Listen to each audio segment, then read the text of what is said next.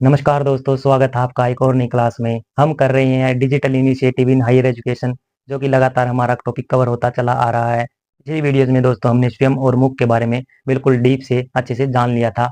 आज की क्लास में हम बात करने वाले हैं स्वयं प्रभा के बारे में। अगर आपने पिछली वीडियोस पिछली क्लासेस नहीं देखी हैं तो उन्हें भी जरूर देखिएगा, ताकि लगातार आपकी आईसीटी से संबंधित, आपकी डिजिटल इनिशिएटिव से संबंधित कंटिन्यूटी बनी रहे और कोई भी क्वेश्चन आए तो आपका क्वेश्चन छूटे न, आपके पूरे नंबर आए। तो चलिए दोस्तों हम जानते हैं स्वयं प्रभा के बारे में। तो स्वयं प्रभा है क्या? स्वयं प्रभा दोस्तों एक डिजिटल इनिशिएटिव है, एक पहल है जो भारत सरकार द्वारा की गई थी। इसकी लॉन्च डेट थी 2017 में। 2017 में लॉन्च किया गया था, एमएचआरडी द्वारा ये लॉन्च किया गया था। एमएचआरडी की फुल फॉर्म है ministry of human resources development, तो हम ऐसा समझ सकते हैं। इसके बाद हम कह सकते हैं कि जो हमारे ये हमारा पार्ट किस किस का पार्ट है, ये हमारा डिजिटल इंडिया मिशन का पार्ट है। और इसके बाद हमारा NMEICT का भी ये पार्ट है, नेशनल मिशन ऑन एजुकेशनल, कह सकते हैं कि through ICT, national mission on education through ICT, ऐसा हम कह सकते हैं। इसके मेन फीचर्स क्या क्या है, इसकी मुख्य मुख्य जो विशेषताएं हैं वो क्या क्या है, उनके बारे में भी हमें पता होना चाहिए।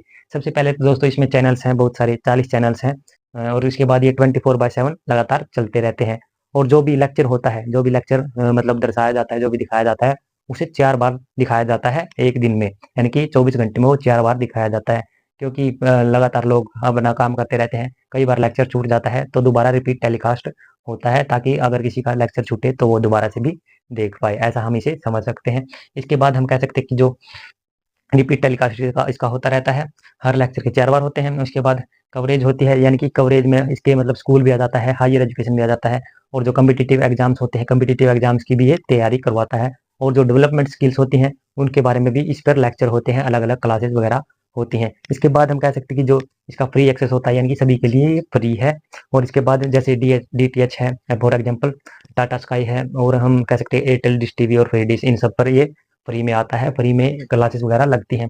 इसके बाद इसके कह सकते हैं कि कंटेंट प्रोवाइडर कौन कौन से हैं। कंटेंट प्रोवाइडर्स हैं हमारा IITs है, हमारा UGC है, हमारा इग्नू है, NCERT है और CEC है, यानी कि कंसोर्टियम फॉर एजुकेशनल कम्युनिकेशन, ये इसकी फुल फॉर्म हो गई। पिछली वीडियोज में भी हमने इसके बारे में चर्चा की है। और NIOS है, यानी कि national institute of open schooling, ये हमारा इसका फुल फॉर्म हो गया। इसके बाद इसके ऑब्जेक्टिव क्या क्या है, ऑब्जेक्टिव्स क्या क्या है, यानी कि इसके लक्ष्य क्या क्या है, ऐसे भी हम कह सकते हैं कि भाई जो रूरल एरिया है, जो हमारा ग्रामीण एरिया है, और जो रिमोट एरिया है, यानी कि रिमोट एरिया जहाँ पर इंटरनेट वगैरह नहीं होता, जहाँ पर यानी कि टीवी वगैरह होता है एंटीना के थ्रू, रिमोट से जैसे हम टीवी चलाते हैं, तो वैसे हम समझ सकते हैं वहाँ पर नेटवर्क की कमी होती है।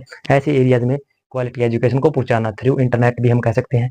और डिजिटल डिवाइड कम करना, डिजिटल डिवाइड कह सकते हैं कि कुछ लोग तो मतलब डिजिटलाइजेशन के अंदर आ गए हैं, सभी को पता है कि भाई इंटरनेट वगैरह क्या है, लेकिन कुछ को भी अभी तक नहीं भी पता है, ऐसे हम कह सकते हैं कि तो जो डिजिटल डिवाइड है, 2 भागों में बटे हुए हैं, उनको कम करना, सभी को डिजिटलाइजेशन के थ्रू आगे लाना।